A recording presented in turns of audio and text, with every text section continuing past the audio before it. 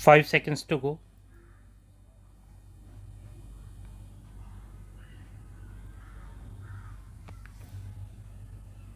Start. My interest in basic education goes back to the day when Mahatma Gandhi convened a conference at Wardha for discussing this subject. A few prominent educationists and workers in the cause of national education had also been invited to attend this conference. I have been in touch with the progress of this system of education ever since. I am therefore happy to have got this opportunity to come here and speak to you about what I feel about this problem, although I know I might be repeating the views expressed by me earlier. It is also likely that the views which I express are not in consonance with those of others, particularly of educationists. Besides, it is also to be seen how far my views fit in with the policy which is being pursued by the central and state governments in this connection, and how far it is practicable to modify that policy. Therefore, I hope what I am going to say will be taken as my personal opinion and that you will discuss it as such with an open mind without fear or favor. It will be agreed that the system of education, right from the first primary class to the highest university course, which we are following today, is the same as introduced by the British government in this country.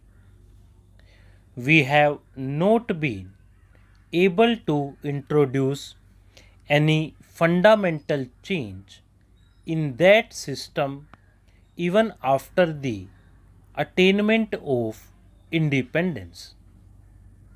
It is pointless to blame anyone for it because the peaceful manner in which the transfer of power took place made it inevitable that, along with the governmental machinery and other things, the system of education should also come to us as a heritage of the old regime. It is now our duty to give thought to each one of these problems and decide in the light of present day condition how they can be solved, and then to act upon what we have decided. There is no doubt that in introducing this system of education, the principal motive of the British government was to secure as much advantage as possible for establishing itself in this country. The Britishers also thought that, as compared to their own culture and literature, there was nothing much in Indian culture and literature which might be said to be worth preserving. There is no doubt in course of time their views underwent some change. The progress of science in Europe, meanwhile, confirmed them in their view that scientific education could be imparted only through the medium of English. Consequently, partly for the sake of administrative convenience and partly to propagate their own language and culture, they stick to their own system of education which they introduced in this country.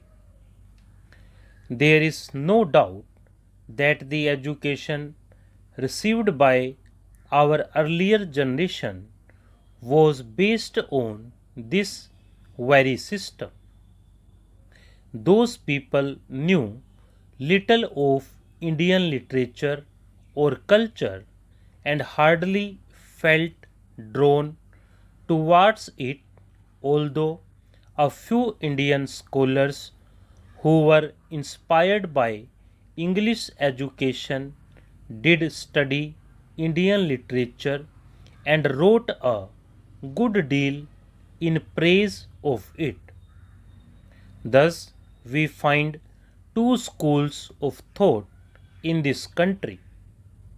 The followers of one school believe that our own language alone can be the medium of education, and until that is done, education is bound to remain confined to a small section of society and will never spread among the masses. The other school of thought thinks that in this scientific age, our country cannot cut itself adrift from European thought and that at least higher education should continue to be imparted through the medium of English. If that is not done, they argue, we shall fail to pull our weight and lag behind other nations in the race for material progress. These views, as a matter of fact, apply not only to the medium of instruction but actually to the whole system of education. Our people have responded more and more to the call of education during the last 50 years, and this is evident from the phenomenal increase in the number of educational institutions. In 1911-12, when Burma and Pakistan were also part of India, there were 186 universities and colleges in India as compared with 537 in 1948-49, though Burma and Pakistan had separated, leaving India smaller in area and population. It is clear from the figures that there is a widespread demand for educational facilities. This demand is no longer confined to towns alone but is evident among people of the rural areas also. One result of this spread of education has been that many educated people find themselves unemployed. Government jobs and service in private undertakings offer limited openings for the educated. Only a small fraction of successful scholars can be absorbed in them. A large majority of the educated are averse to taking up their parental occupations.